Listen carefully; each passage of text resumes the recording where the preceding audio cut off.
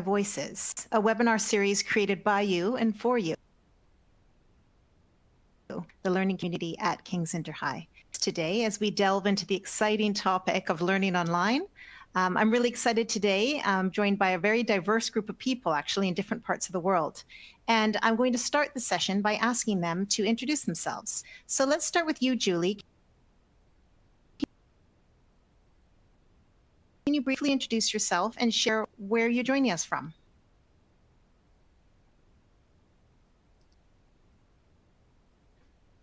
Sorry, Esther, you said my internet just went there. Did you say for me to introduce myself? I didn't hear that, so please. sorry. That's okay. And I think it's actually probably a result of the exotic place that you're living in right now. So Julie, go ahead, introduce yourself and let us know where you're dialing in from. I'm so sorry. Yes, so thank you and apologies. We're currently living in Lombok in Indonesia. And sometimes our internet can be a little dodgy. So yeah, we're currently living here. We are digital nomads as a family, and we travel around the world since 2019 with our 2 children. And we've been educating the children through online schooling since 2021. So we have experienced lots of different forms of education. We started homeschooling and quickly realized that that really wasn't our cup of tea. And then we moved on to world schooling and unschooling to wild schooling. We've tried a bit of everything, and we successfully landed on online schooling with King's InterHigh. And we've been doing that for the last 4 years. And that takes us all over the world, different time zones. It's been really quite the journey for us and our 2 children. Thank you so much, Julie. Thank you for that insight into your exciting life. We're excited to hear a little bit more about it. Over to you, Steve. Could you introduce yourself and tell us where you're calling from?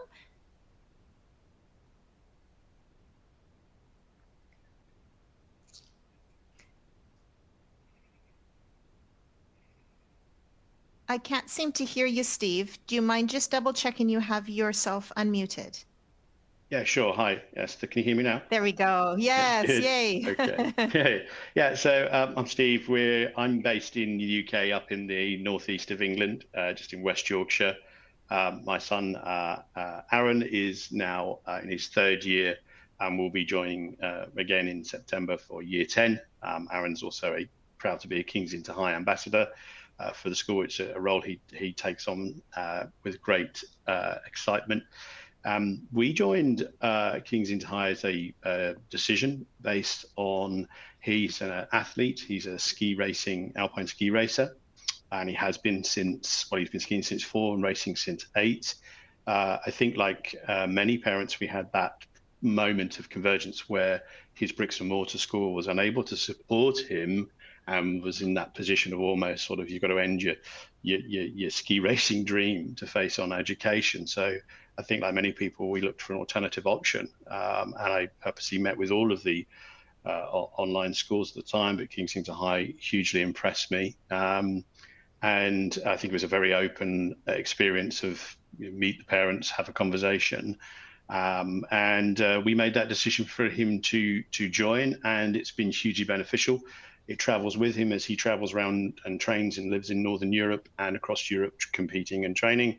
He has a school that's fully accessible. And I think it's probably fair to say, I mean, he's an out-and-out sporting competitor, that generally his schooling has actually improved by giving him the flexibility to learn and continue the sport that King's InterHigh provides. So that's a little bit about him. Thank you, Steve. And we've been following Aaron's alpine ski career quite closely over the last couple of years, and we're very proud of him. Thanks for sharing that. And last but definitely not least, Joe, over to you to introduce yourself and tell us a little bit about where you're calling from and your daughter who studies with King's InterHigh. So hi, I'm Jo. I'm in the UK. My daughter's 12. She's only recently started with King's in December in year 8. Our story's a little different. It wasn't really on my radar that I was going to get her onto online school. But after finishing primary and heading into upper school, she went from a very nurturing environment to a massive school. That was really a little bit too much for her. I've ended up getting her diagnosed as autistic. And I'm a solo parent with my own business, so doing the home ed thing was just not a possibility. So a friend of mine suggested King's, and we had a look at that. And yeah, she started in January, and she's loving it. It's really working out well. Yeah. Thank you so much, Joe, for that. And actually, I have a follow-up question because it's great to hear from a diverse, like I mentioned, a diverse group of parents here in our webinar series. And since you just recently joined, do you have, did you want to share with us a little bit about what kind of concerns or challenges you had with enrolling your child in online school? Were there any things that you were a bit concerned about? It's just because it's quite a fresh experience for you, and I'm sure that our audience would love to hear your unique perspective. Yeah, I mean, I was pretty anxious about the whole thing, but I got some good advice from my friend whose daughter was doing things. And actually enrolling was really, really simple. The website was brilliant, explained everything really well. You can choose your subjects. Yes, really you do your core subjects, and you can choose from a list of other ones. It was honestly way more simple than I thought it would be. We'll have to refresh this, do you think? I was really sort of concerned about the whole switch to online, but yeah, it seemed pretty simple in the end, and my daughter picked it up really quickly with the platform you guys use. She basically taught herself that, so that was easy. Yeah, it's been pretty smooth. I honestly didn't have any issues with the enrolling system. It was great. Yeah, thanks for sharing that, Joe. I think that it's interesting how kind of almost native, how natural it is for our students to learn how to log in and access their classes and chat within the classroom. So thank you for sharing that. I'm going to go over to Steve now and just ask you, Steve, what was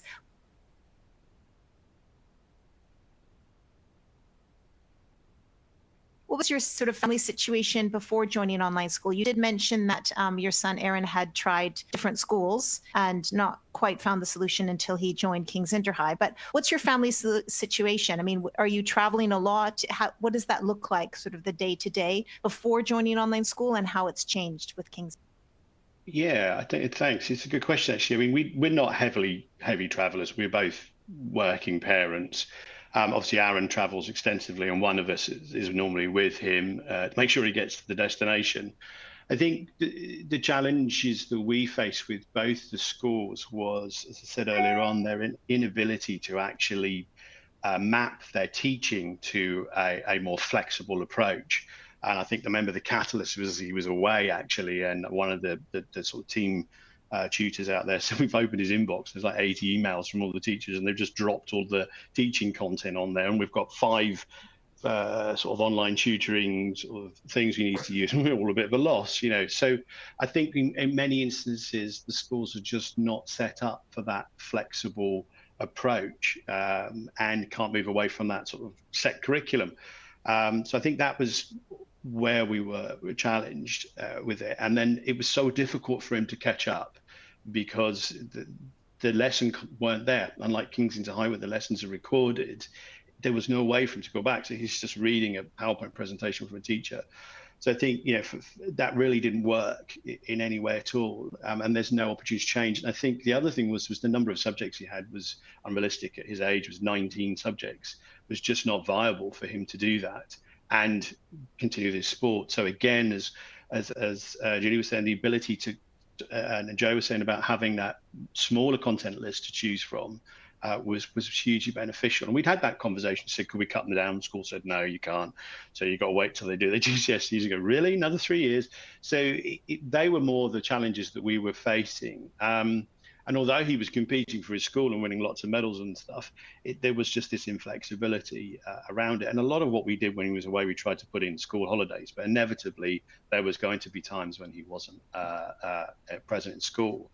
And I think the actual other thing, and I'm going to be quite candid, what we found a little bit upset was they classed him as a disruption, because he would go away and then he'd come back and he'd actually share with the other children what he'd been doing. And instead of seeing that as a positive, it was cast as a negative. We go, well, how can that be a negative? Surely that's inspiring other children to do these things. So they were really, I don't think we had any challenges anywhere else. And as I said, I did meet with all the other online schools, but I think the winning thing was I remember InterHigh saying to us, don't take our word for it, go and talk to the parents online and see what they say. And I think that was, it was very helpful and supportive. And now I do the same thing, talk to people and discuss their concerns and general fears, which are all very normal parental things.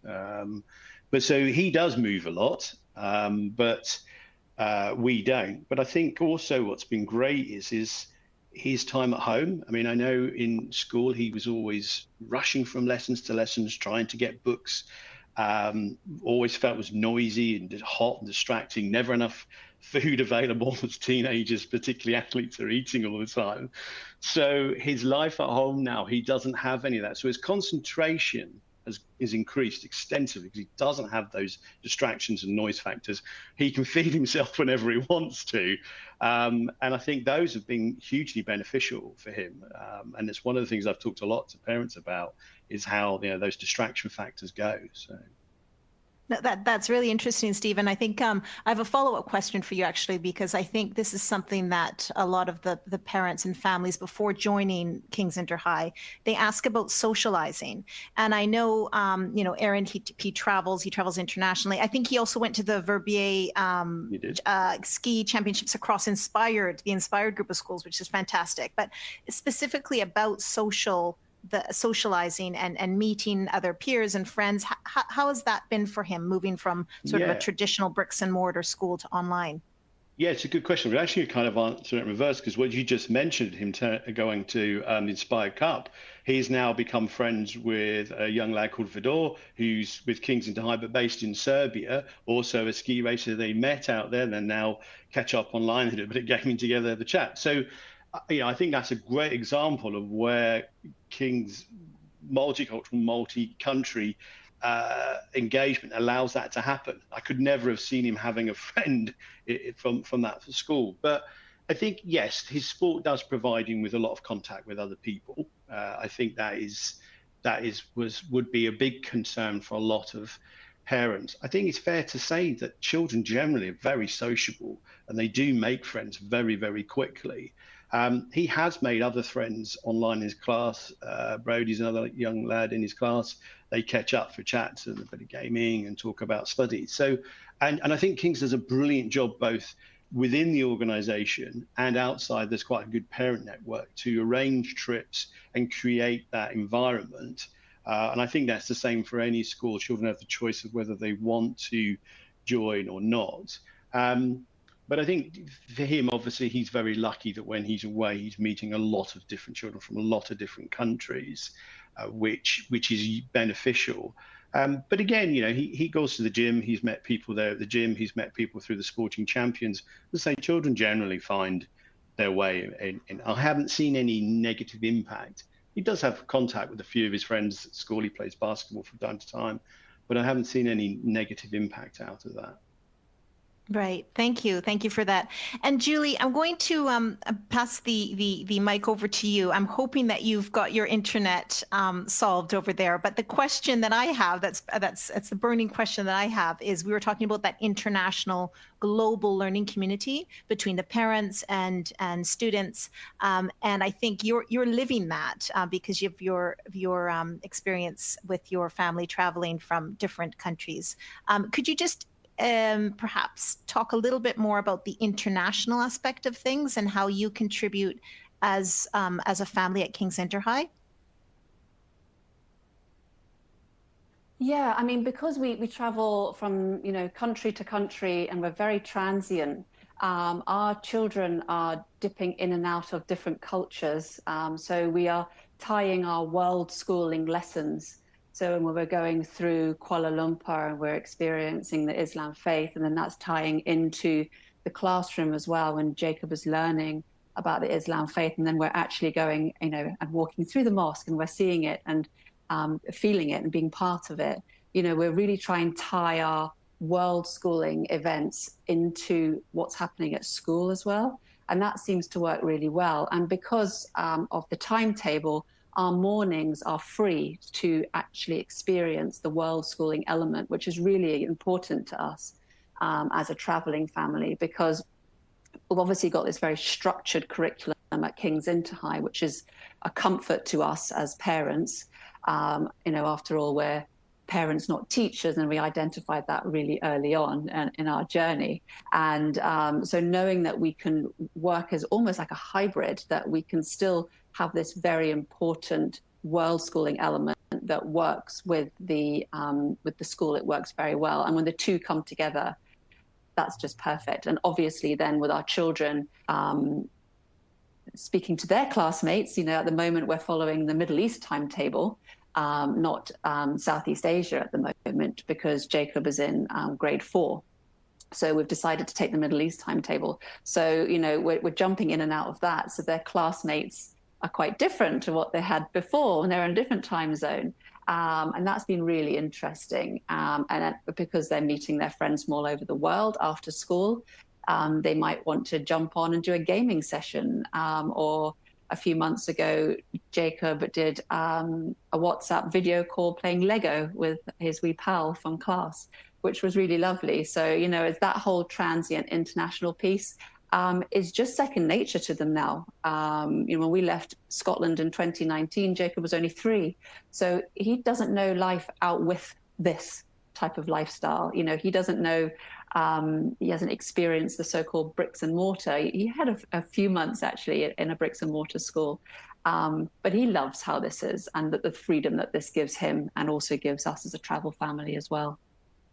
Wonderful. Thank you for sharing that, Julie. And I think I'll put on my marketing hat now and just talk about that King's InterHigh does have different timetables, because you mentioned, Julie, about the Middle East timetable. So that's on Gulf Standard Time. We, of course, have the UK timetable, yes, the Southeast Asia timetable.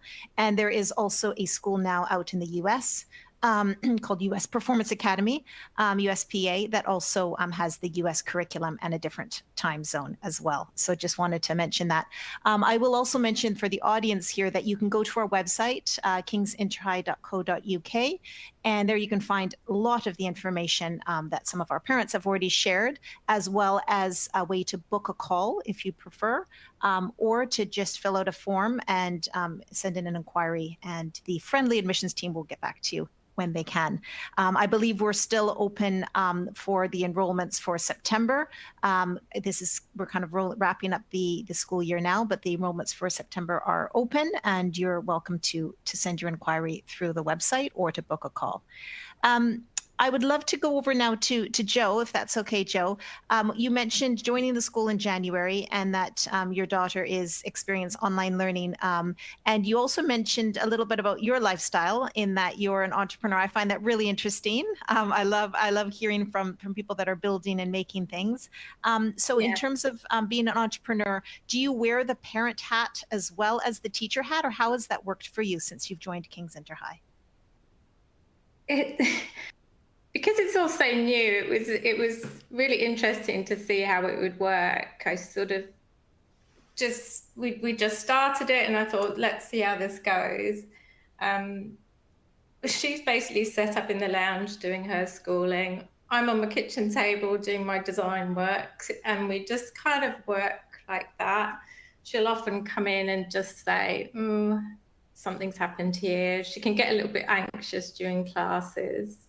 But she signed up as a library learner. So when she gets super overwhelmed, I just say, well, just leave it, go and have a little chill moment, and then look at the recording later. So that kind of works well. So yeah, we kind of have this weird balance. We're still kind of working it out, but I'm just so grateful it exists, that King's exists, because I just had no idea how to manage her schooling. I'm not a teacher.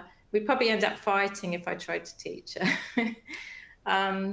So yeah, it really enables me to do my work as well. She knows when I'm working just to leave me, and she just gets on with her schooling. So yeah, it is brilliant for us. Excellent. Oh, excellent. And do you have any advice? Because we're going to be wrapping up this webinar pretty soon. So I'll be asking each of our lovely participants for a nugget of wisdom, a piece of advice you'd like to impart to the audience. Do you have any advice that you would share with families that are considering King's InterHigh or that are new to King's InterHigh? Any advice that you would give them in terms of starting their online journey?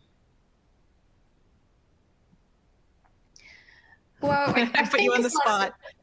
Yeah, my situation's quite different, and I'm part of a big group of people whose children have really struggled with bricks and mortar school, either through sort of having neurodivergence or something like that. And there's always questions about online schooling, and I can completely understand, because I was so scared too, but I didn't really have any other choice but to go with an online school. And I would just say do it, because it's trying to force your kid into school month after month is really heartbreaking. And my daughter is just so much better in herself with her mental health. And yeah, I don't know. I just think the way it's all worked out has been fantastic and a real life changer for my daughter and for me. Thank you. Thank you, Jill. That's great to hear. As a parent myself with the daughter who's just graduated from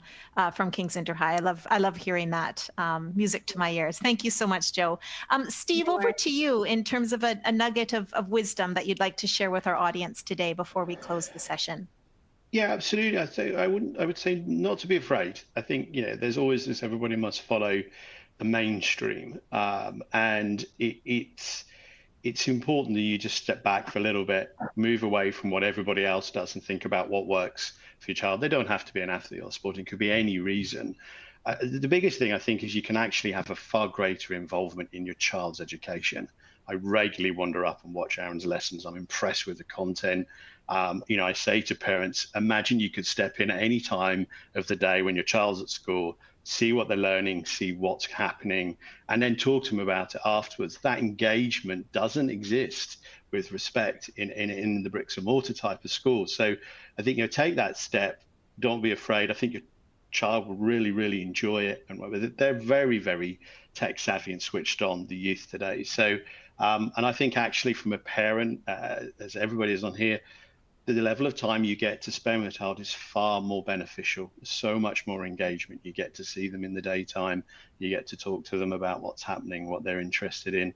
So I think, take it from the point of what's best for your child. And there's a great forum that sits within King's. If you're concerned about anything, just come on and ask. All of us parents have got great knowledge and experience, but it really isn't this massive step that people sort of conceptualize it to be. It's a very comfortable, easy process to do. And there's nothing nicer when you're working from home just to pop upstairs and see your child and see how they're getting on in the day. So. Thank you for that, Steve. That's beautiful. Julie, over to you. Just share with the audience a little nugget of wisdom or a piece of advice. Now that you've been with King's InterHigh for a couple of years, what would you say to a new parent considering online school? Every child is different, and that's the beautiful thing. We all learn differently. Sometimes I see Jacob sitting upside down, learning from his chair in the most ridiculous position. And I'm thinking, great, do what you need to do. If you're going to learn and you want to sit in your chair like that and you want to play with a little gadget, then you do that. That's the beautiful thing. There's no actual rules, don't be rude, be courteous, learn. The great thing is it opens the world to everybody wanting to move around the world. So for us, for example, we can go anywhere. There's no barriers. And that's what we love to say. That as long as there's curiosity and the children are curious to learn, whatever that is, then that's a really beautiful thing. And if it fits with your child, then why not just give it a go? And nothing should stop you. Again, if it works really hand in hand with the travel piece from our side, being the digital nomad, then it's given us the comfort that we know that our children's education is taken care of. And for that, it gives us absolute and utter peace of mind. So yeah, it's precious to spend that time with them every single day. Like Steve said, it's a really important part to see them learning and growing. And that's pretty precious to us. Amazing. So we've heard everyone learns in a different way, embrace the learning community and the supportive network that exists with families, and as well that take the leap, that try it out. So that's great advice. Thank you so much to my three esteemed panelists today, Joe, Steve, and Julie. Thank you so much. And thank you to the marketing team behind the scenes for organizing this webinar. We hope that you've enjoyed it. And that concludes our session for today. Thank you so much. Thank you.